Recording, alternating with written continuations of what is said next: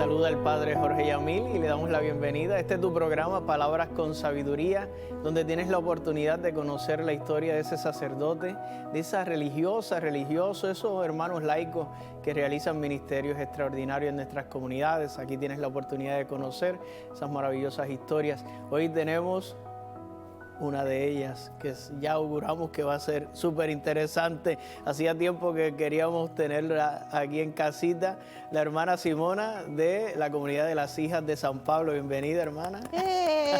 Esa carita ya la conocen por ahí, siempre está por ahí, se han ido a la librería y demás, pero de eso vamos a hablar después. Saludos, hola gente linda. Bendito sea Dios que podemos compartir este espacio. Pues estoy un poquito nerviosa porque es bien fácil yo hablar de libros, pero hablar de mí, como que... Muy bien. Naciste en República Dominicana, hermana. Sí, nací en República Dominicana. ¿De qué parte eres natural? Allí? En la parte más bella de República Dominicana. Se llama Samaná. Es pues como esa pequeña península que tiene el mapa al noroeste. Es lo más bello. Después de ahí, pues, todo es imitación. Qué bonito. Pues no he ido a esa parte. Tengo que ir turísticamente también es una de las más explotadas. Es espectacular. Sí, qué lindo. Tengo que ir para allá. Para confirmar todos esos elogios que le estás echando a ese pedazo de tierra. Y se come muy bien también. Bueno, después que haya mangú... Se come muy bien. ¿Qué se come? ¿Qué es lo más así ahí en Samaná propio de Samaná? Tienen típico el comer con coco. ¿Ah, sí? Entonces me encanta hay el coco. Platos típicos con coco. Me encanta el coco. Y yo recuerdo de mi infancia que me encantaba cuando el almuerzo era pescado con coco. Wow. Sí, no tengo idea cómo se cocina, no recuerdo ya nada, pero recuerdo que cuando esa era la comida, yo era muy feliz. Entonces, claro, como yo todavía era pequeña, y entonces le tenía... De edad. Oye, Pues tuvimos que buscarle un cojincito para que llegara. Ahí trampa en la silla. Que estamos empezando.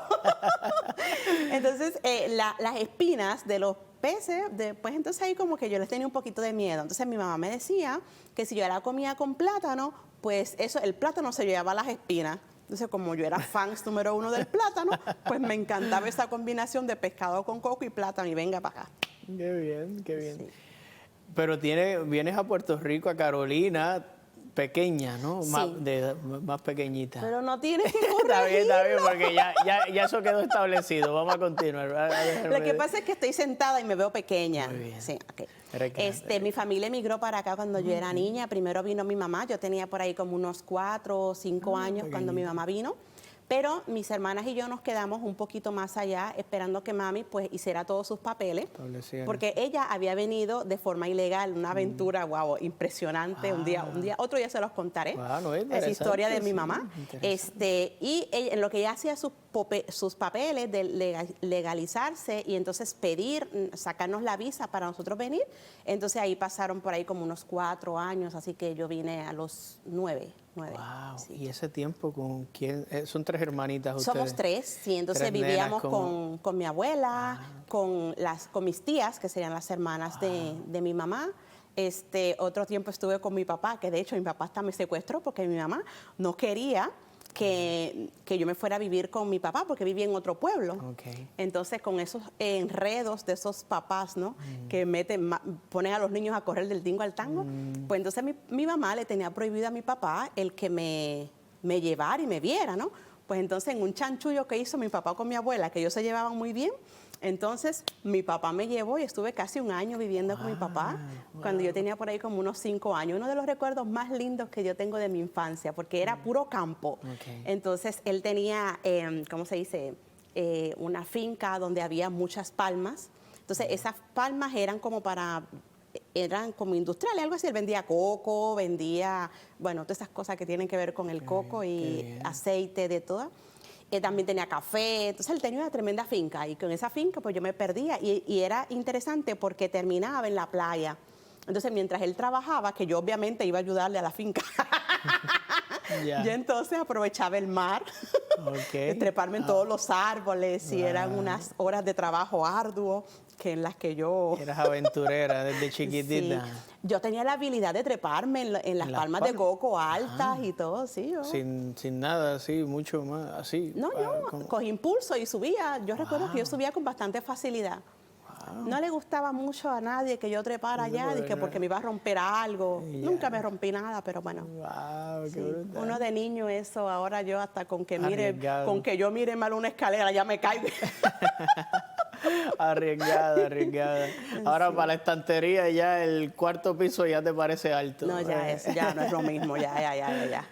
Qué bien. Ciertas habilidades uno las pierde con la edad. ¿Y cómo fue eso de contactarle y decir, ahora sí, ya pueden venir? ¿Cómo fue que ustedes recibieron chiquitito esa noticia, ver a mamá después de 5 años, 6 años? Pues si viera que yo viví un proceso que para mí fue raro, porque cuando mi mamá se fue, yo tenía 4 o 5 años, yo amaba a mi mamá, era el amor más grande que yo tenía, el más grande que conocía, y de repente ella me dice que se va porque me ama. Y yo, esto como que... Me dejas, Exacto. Me amas, pero me dejas. Exacto, entonces para mí el digerir eso fue un poquito difícil. Una bebé. Y entonces de repente pues tengo que estar cambiando continuamente de casa, vivir con mi abuela. O sea, no era que me trataban mal, pero quizás eso explique el por qué ahora odio tanto mudarme y odio tanto viajar.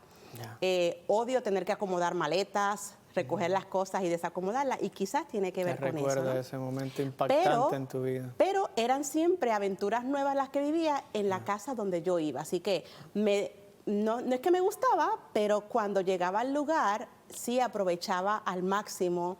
Conocía gente nueva, tenía siempre nuevos amiguitos, nuevas aventuras, nuevas reglas, y yo era pues muy creativa. De hecho, a mi abuela le gustaba que yo estuviese con ella porque yo era comerciante de chiquita, ¿no? Entonces, ella nos ponía, qué sé yo, una bolsa de China, una cantidad de naranjas de China. Entonces, peladas, obviamente, porque yo tenía pocos años. Entonces, me ponía en un lugar estratégico de allí del pueblito. Entonces, me decía, bueno, cuando termines de vender las chinas, te puedes ir a jugar. Y todos los demás estaban jugando mientras yo estaba allí vendiendo las chinas. Entonces me dice, yo decía, ya yo sé cómo yo voy a vender rápido esta china.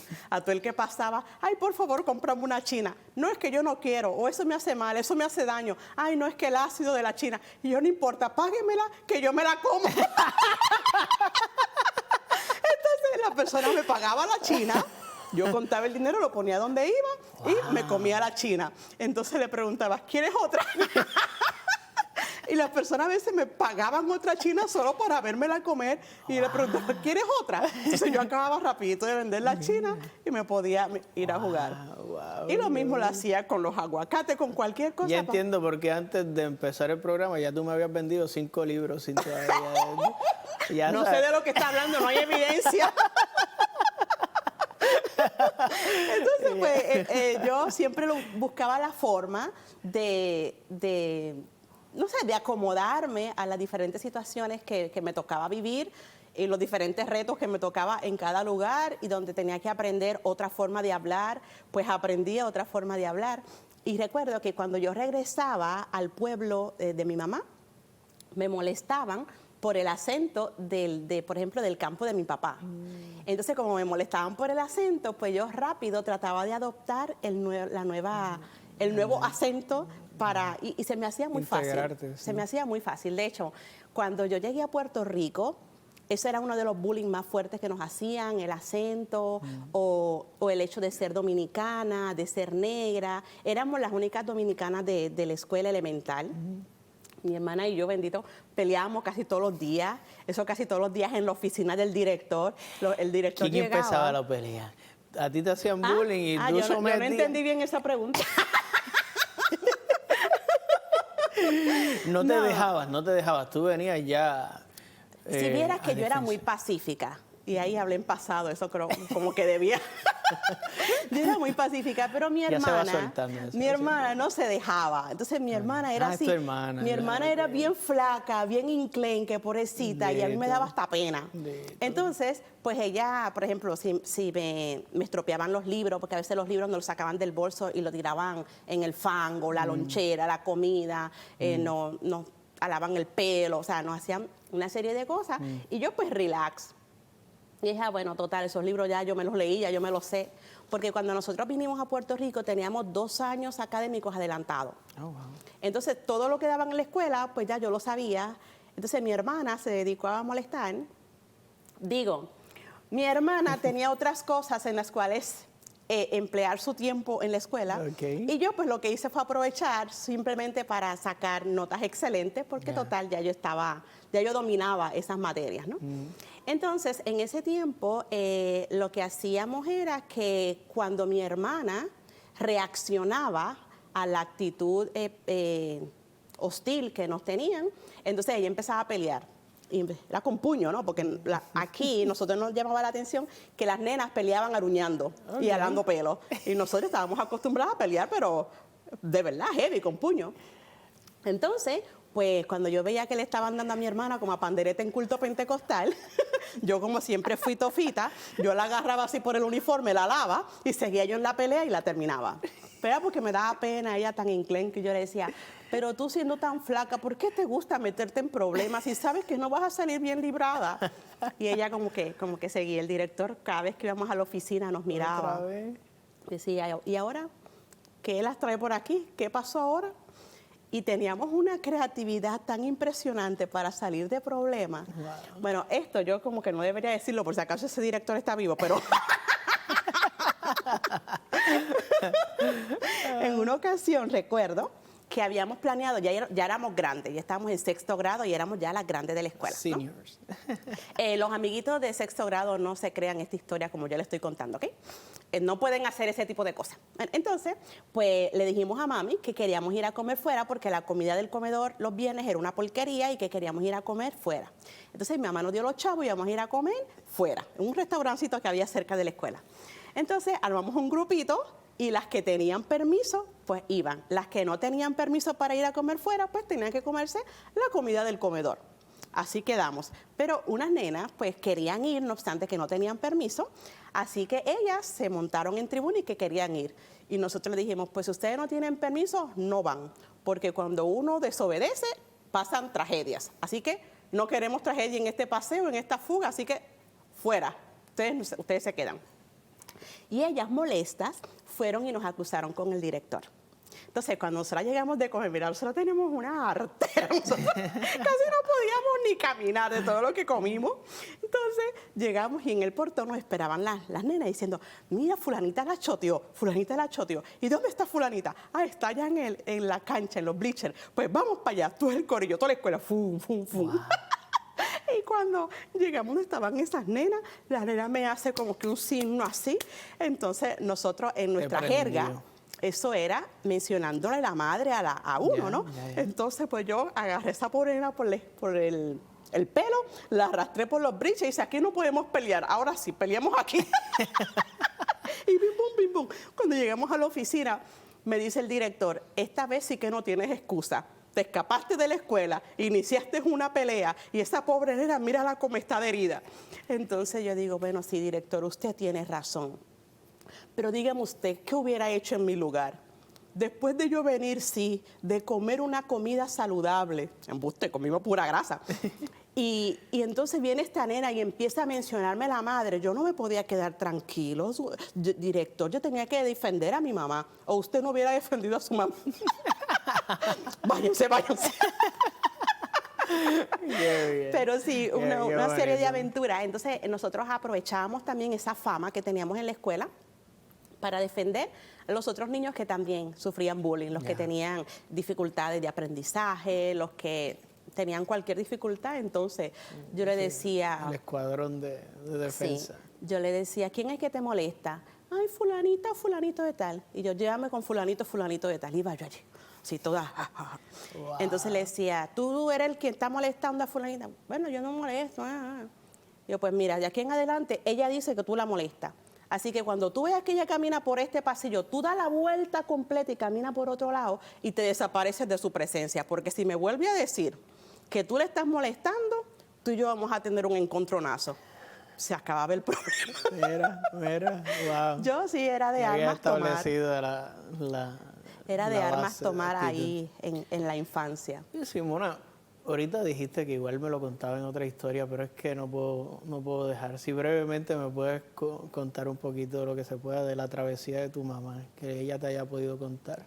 Bueno, mi mamá ella intentó varias veces hacer el cruce del mar en esos barquitos que le llaman la yola. El mar en la isla de Mona es muy bravo.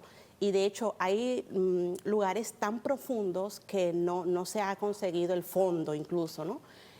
Bueno, no sé si en estos últimos años lo han hecho, pero hasta aquel momento es uno de los lugares más profundos del mundo. Lugares muy profundos. Y bueno, los que se embarcaban en eso, pues tenían el riesgo de no llegar a destino. Pero la situación de muchos era tan desesperante que preferían arriesgarse. Y muchos se aprovechan de la situación de desesperación de los emigrantes.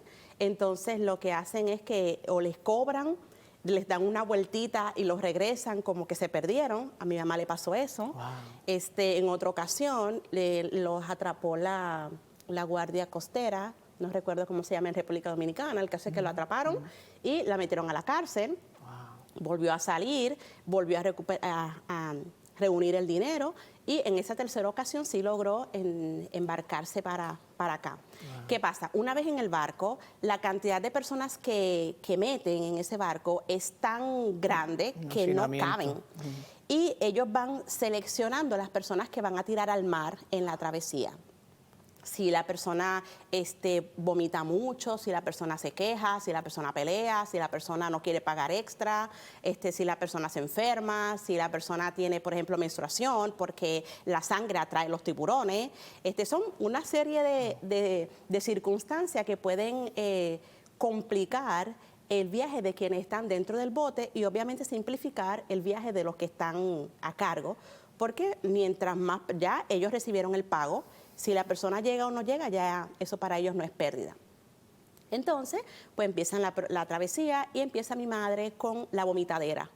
Así que primer problema para resolver, tiene o que dejar de vomitar o tiene que ver cómo hace. Pues ahí se hizo amiga de un señor que iba viajando con su mamá. Y esta amistad pues le ayudó a que la defendieran contra con los dueños del barco ese, de la lancha, ¿cómo es que le llaman? De la yola. Y ahí, pues bueno, finalmente llegaron a un lugar seguro donde se supone que ya estaban cerca de la isla de Puerto Rico y entonces ya ellos los dejan a cierta distancia del mar para no ser detectados por la guardia local. Y de ahí para adelante tienen que nadar. Wow. Pero mi mamá no sabía nadar. Wow. Y tampoco ella sabía que tenían que dejarlo lejos de la orilla. Entonces, pues el señor del que se había hecho amigo le dijo, bueno, no te preocupes, yo te saco y después vuelvo por mi mamá. Entonces, pues sacó a mi mamá, la sacó a la orilla y cuando regresó al barco por la mamá suya ya la habían tirado y se había ahogado. Entonces, mami cuenta, ¿no?, la historia de cómo ella veía cómo los tiburones se comían a la gente que tiraban, o sea, unas cosas realmente espeluznantes. Una vez llegó aquí, ese tiempo que estuvo ilegal, eso era vivir escondida, trabajar duro, durísimo, y no siempre le pagaban, se aprovechaban, le tocó vivir, la de Caín a mi mamá. Hasta que conoció a mi papá, que sería mi padrastro, aquí en Puerto Rico, y él empezó a ayudarla a conseguir, por ejemplo, habitación, a conseguir alojamiento. Lograba que cuando de repente no le querían pagar en un trabajo, pues él como que intercedía y lidiaba con esa situación. Y bueno, hasta que pues más adelante en los años pues lograron formalizar la relación y pues todo eso. Y nosotras llegamos ya cuando yo tenía 9. Wow. Ya, entonces ahí fue otra historia. Muy emocionante. Porque te mandé a hacer eso y no sé por qué, no sabía que era tan impactante. Yo la cuento así como que riéndome porque yo estoy muy orgullosa de mi vieja. La verdad que cuando yo siento que algo no va bien en mi vida y que yo no puedo más o que no puedo con algo. ¿Cómo se llamaba? Yo soy hija de Cristina, ¿cómo que yo no puedo? Yo soy hija de Cristina, ¿cómo que yo no puedo? Cuando se me tranque el bolo, que yo soy hija de Cristina, claro que yo puedo. Entonces, mami siempre ha vivido orgullosa de mí, y yo lo sé. pero en realidad yo he vivido toda mi vida orgullosa de ella porque ella ha logrado cosas impresionantes. De verdad que parece una mujer realmente insignificante, pero Dios mío, qué mujer. Wow. Qué mujer es mi madre. Y de todas las que me pudo haber tocado, Dios mío, me tocó a mí la lotería con ella.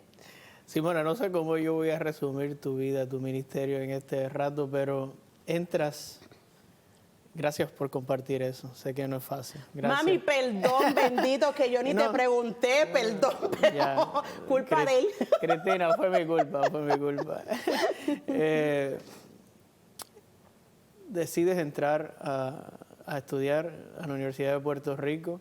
Estudiaste que estudié psicología. Psicología fue. Psicología, Muy bien. ciencias sociales. En la Así Universidad que de Puerto Rico. todo lo desordenada que soy es culpa de la Yupi. Bien. Y de Carolina, y de haber nacido, de haberte criado en Carolina. Ah, sí, toda la parte peleona y cafre, todo eso tiene que ver con Carolina. Muy bien. Culpa el reggaetón, todo eso. Qué bonito. ¿Cómo descubres de todo este trasfondo, toda esta historia, cómo descubres tu vocación? Entiendo que mientras estabas estudiando en la UPI, estás en una experiencia vocacional con las hermanas de San Pablo. Las pues hijas yo de San Pablo. no tenía una práctica religiosa muy profunda. De hecho, mi familia, pues nosotros siempre hemos creído en Dios, pero no es una cosa que vayamos todos los domingos a misa y esas historias. Y así que yo ni siquiera eso hacía, ni siquiera los domingos. De hecho, para mí era un castigo grande que podía darme mi mamá el tener que ir a la misa. Cuando yo tenía 15, yo, por tratarme de zafarme de un castigo, fui a la iglesia y pues tenía que llegar a la misa. Ese era el castigo que me tocaba, ir a la misa. Y llegué a la comunión. Yo dije, bueno, cumplí, llegué, tarde pero seguro. Y en esa misa yo conocí a un joven de la Pascua Juvenil que me invitó a hacer un retiro. Pues yo, medio embobada y media, no sé cómo, le dije que sí, y terminé yendo a ese retiro. Todo lo que hacía esa gente en el retiro a mí me parecía ridículo y charro.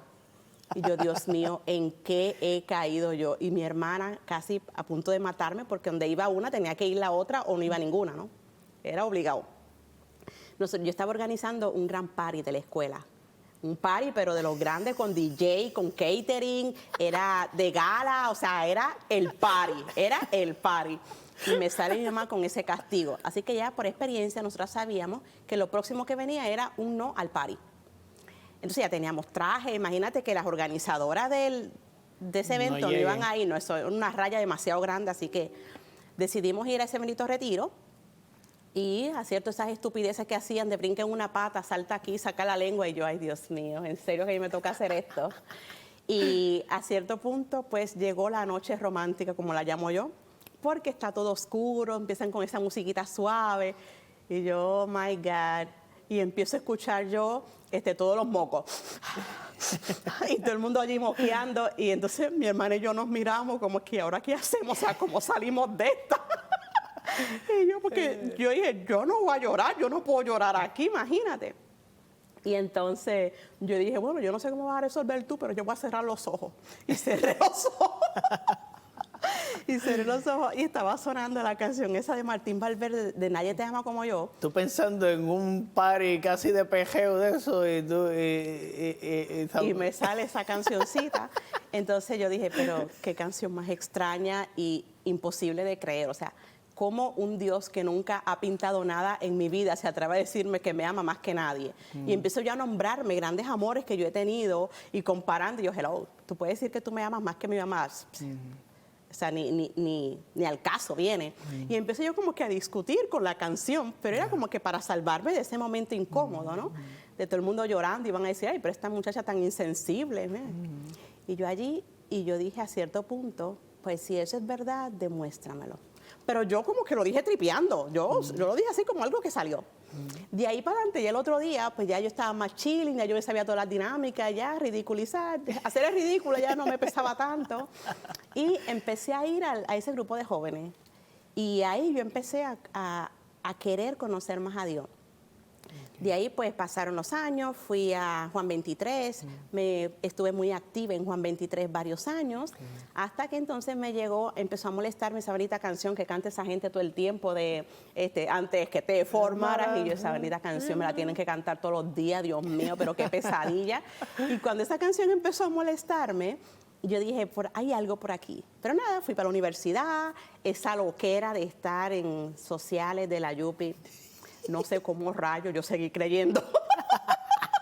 Yo entré en una crisis de fe terrible, pero, y ahora voy a decir esto en venezolano, así que no es una grosería, una crisis de fe arrecha. Dios mío, yo iba a la iglesia y yo decía, pero yo no debería ni comulgar, porque yo no creo que de verdad sea Jesús, pero mejor para la próxima misa yo lo reflexiono mejor y hoy pues yo voy a comulgar porque yo todavía creo un poquito, así que la próxima vez lo reflexiono y hoy voy a comulgar. Y así estuve postergando esa reflexión racional de la fe hasta que finalmente pues dije, pues mira, si ese tipo Jesús no existió, la verdad es que debió haber existido. Así que en honor a que ese tipo debió haber existido, yo creo. Entonces ahí fue un acto de fe muy liberador para mí. Y de ahí, entonces en la Yupi... Pues vas a tener que seguir reflexionando, porque entonces me debo una segunda cita aquí, porque nos hemos quedado sin tiempo, hermana. ¡Ay, así tan que rápido! Le tenemos una segunda parte, porque son ¿cuántos años de religiosa, de vida religiosa? Unos cuantos. Pues nos va a hablar en la próxima. Hermanos, ha sido una alegría volver a encontrarnos aquí en el canal 13 Teleoro, la plataforma con el mejor contenido de fe y cultura. Dios les bendiga.